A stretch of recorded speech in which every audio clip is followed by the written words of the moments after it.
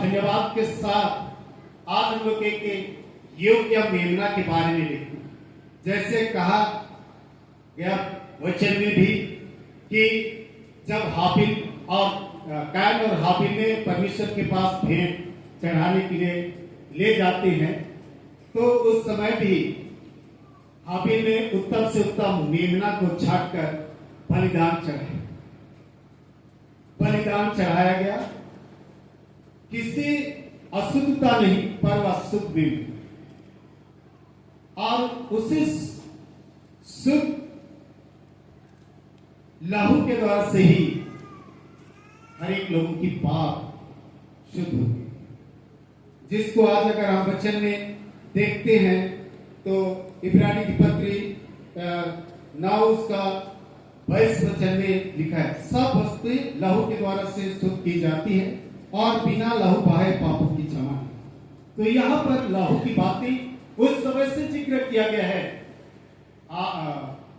आदम के पुत्र कायन और हाबिल के द्वारा। इसलिए आज मनुष्य की उद्धार या पाप छुटकारे के लिए लहू की आवश्यकता थी। और इधर महायाजक लोगों के या व्यवस्था की पुस्तक में भी हम लोग देखते हैं कि किसी अंधा लंगड़ा काना भैरा ये सारे या किसी तरह के दाग वाली भेड़ बकरी को नहीं चढ़ाए। कोई भी अगर पाप बलि के लिए लाते थे, अगर अंधा काना या खूर में तिरछा हो या कहीं कान में किसी तरह का फुंसी हो तो नहीं चढ़ाते। तो यहाँ पर हम लोग देखते हैं कि उसका कारण क्या है, उसका नतीजा क्या है कि आज यीशु मसीह के जीवन को हम लोग देखते हैं कि वह निर्दोष और निष्कलंक और एक पवित्र व्यक्ति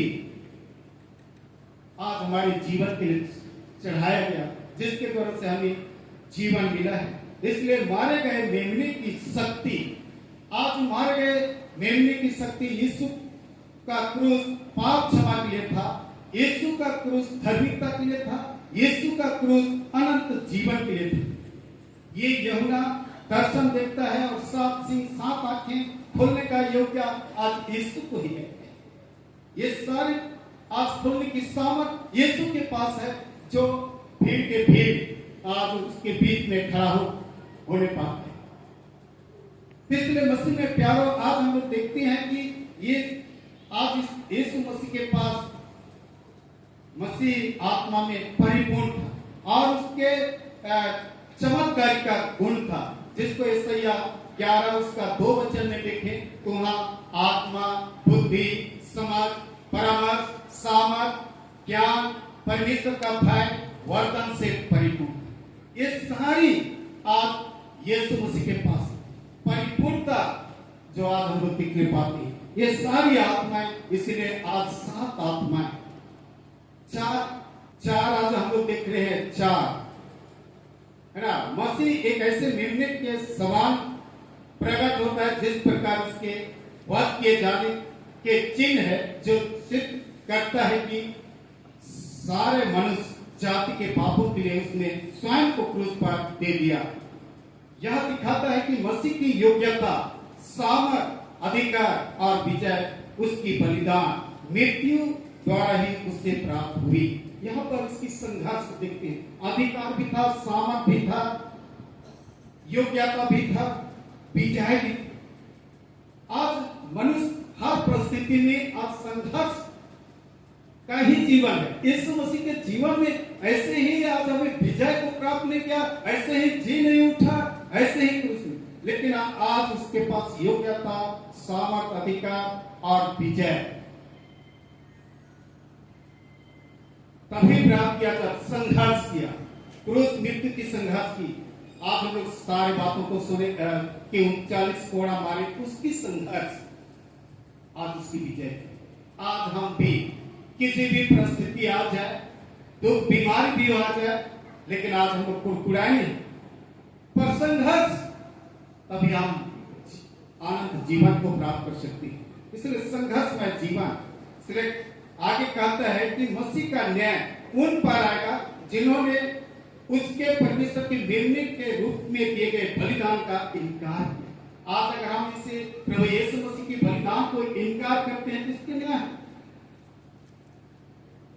बलिदान को इनकार करते हैं तो इसका न्याय हो। आगे कहता है मेमने की सर्वभौमिक उपासना। यहाँ चार प्राणी बोले तो चार सुसमाचार या चार दिशा जो आप लोग पूरा पश्चिम उत्तर दक्षिण के को दर्शाता है, चार सुसमाचार को दर्शाया गया। मैं एक पुस्तक में पढ़ रहा था, बाइबल अध्ययन पुस्तक में, उसमें 24 प्राणी के बारे में बता रहा था कि इस्राएल के 12 गोत्र और 12 कलीसिया, लेकिन प्रकाशित वाक्य में तो 7 कलीसिया का जिक्र किया गया। लेकिन हो सकता है कि आज 12 गोत्र के 12 कलीसिया के लोग होंगे, मतलब सर्वभौमिक जितने भी कलीसिया हैं, कि जितने भी प्राणी है, आज उसकी उपासना करने वालों के लिए जीवन है या मृत्यु से आजादी को प्राप्त करती हैं। बात किया हुआ मेमना उसमें शामिल होने के लिए तैयारी, जिसको सार्वभौमिक कलीसिया परिवार व्यक्ति जो प्रार्थना करता है। आज प्रार्थना का जिक्र किया है। आज यीशु मसीह भी के बारे में इतना अधिक प्रार्थना किया कि इसकी पसीना लहू की बूंद के समान ये प्रार्थना आज हम प्रभु की प्रार्थना पे भी प्रार्थना कर राज के लिए, आज प्रीति के लिए। तो आज हमें प्रार्थना, मसीह जीवन एक प्रार्थना का जीवन है और उस राज के लिए आज हम लोग तैयार करते हैं जहां प्रभु यीशु मसीह आज हमें तैयार किया है। और ये तैयारी आज के दिन के लिए केवल नहीं कि हम इतने संख्या में प्रभु के पास आए, पर जब तक हम जीवन जीते हैं प्रभु के संगाती में रहें, प्रभु से प्रार्थना करते रहें, विनती करते रहें कि उसके राज्य में हम लोग प्रवेश कर सके। तो आज प्रभु यीशु मसीह के राज्य में प्रवेश करने के लिए उसकी देह लहू है जो हमें दिया गया है, इसमें जीवन है। मैं बार बार बोलता हूँ यमुना सुसमाचार 6:54 में, जो मेरा मांस और लहू खाता पीता है अनंत जीवन। और जैसा मैं आगे लिखा है 57 में, मैं जीता हूं तुम भी जीवित रहोगे। आज यीशु का लहू हमें जीवन देता है। आज यीशु नहीं खाते हैं कि आज हम शारीरिक बल पाए, ऐसा इसलिए नहीं खाते कि हम जीवन को प्राप्त करें। आज इसमें शारीरिक बल और सामर्थ्य पर आत्मिक जीवन में बल और उन्नति प्राप्त करती है। इसलिए आइए आज उस यीशु की देव लहू को दीनता और नम्रता से ग्रहण करें कि हम परमेश्वर के राज्य में प्रवेश कर सके जहां हमारे लिए तैयार किया अवस्था है। आज प्रार्थना के द्वारा से, यीशु मसीह की देव लहू के खाने के द्वारा से, जिसको पौलुस प्रेरित की पत्री 11 अध्याय में लिखा हुआ है प्रभु भोज के बारे में, कि जब तक वह द्वितीय गमन तक न आए तब तक मेरे देव लहू को मेरे मृत्यु के लिए स्मरण करना है ना।